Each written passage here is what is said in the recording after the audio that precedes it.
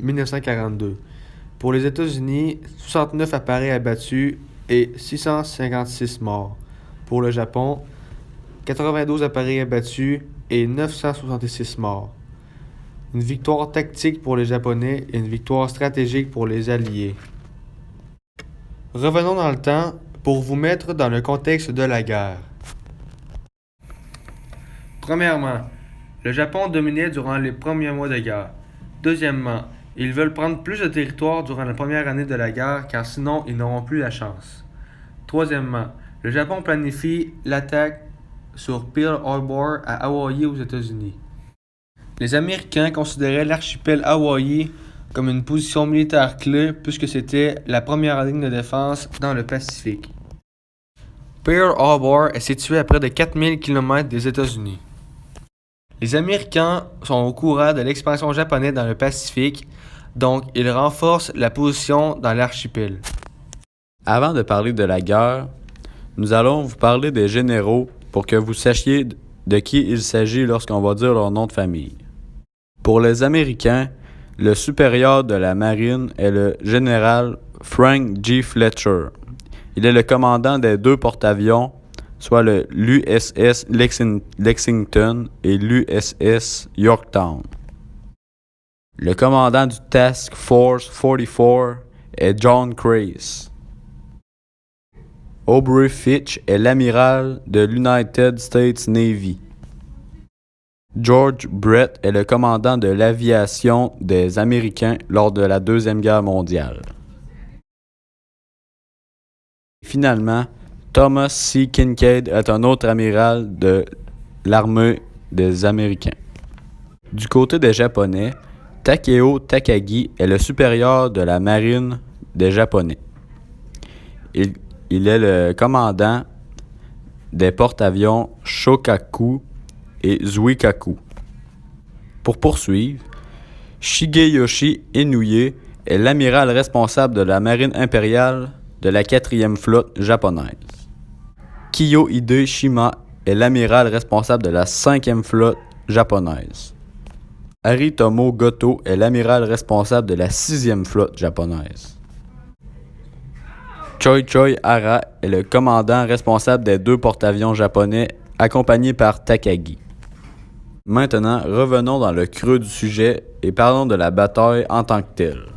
La bataille se déroule dans l'océan Pacifique entre la Papouasie-Nouvelle-Guinée et l'Australie. Les Japonais ont pour objectif le port Moresby, qui est un gros port et une position vraiment stratégique pour les Américains et l'Australie, et le port Tugali, un plus petit endroit pour poster des hydravions.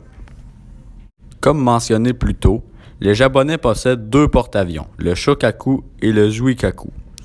Les Américains, eux, en possèdent deux, l'USS Yorktown et l'USS Lexington. Les Américains possédaient deux porte-avions dans l'océan Pacifique car ils ont été mis du courant du plan d'attaque contre les deux ports grâce à leur système de décodage MAGIC. Les deux porte-avions américains ont été envoyés le 1er mai, car ils savaient qu'il y allait avoir une bataille à cet endroit.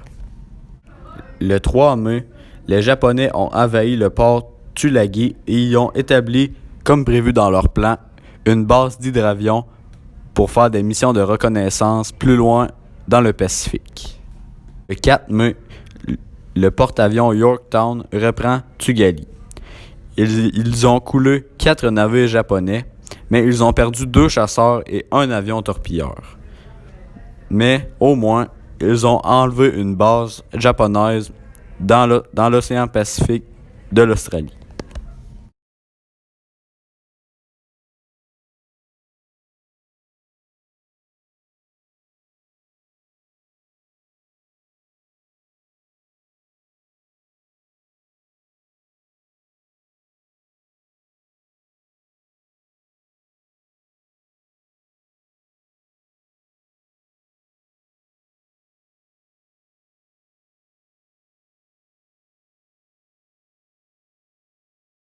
Durant ce temps, les deux porte-avions japonais foncent tout droit vers les îles Salomon pour prendre les Américains de court pour l'attaque du port Moresby.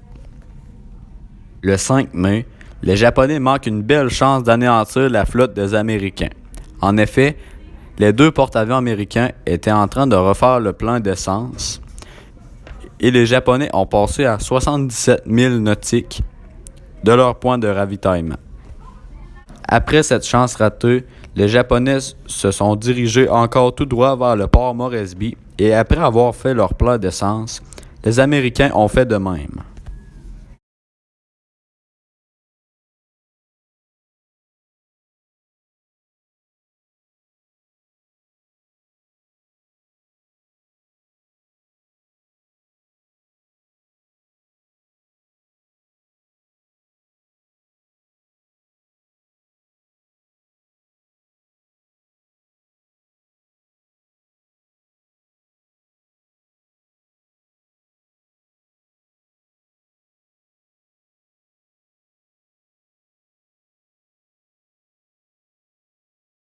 Le 6 mai au matin, les Japonais ont tenté une attaque contre les 2 porte-avions américains, mais sans succès.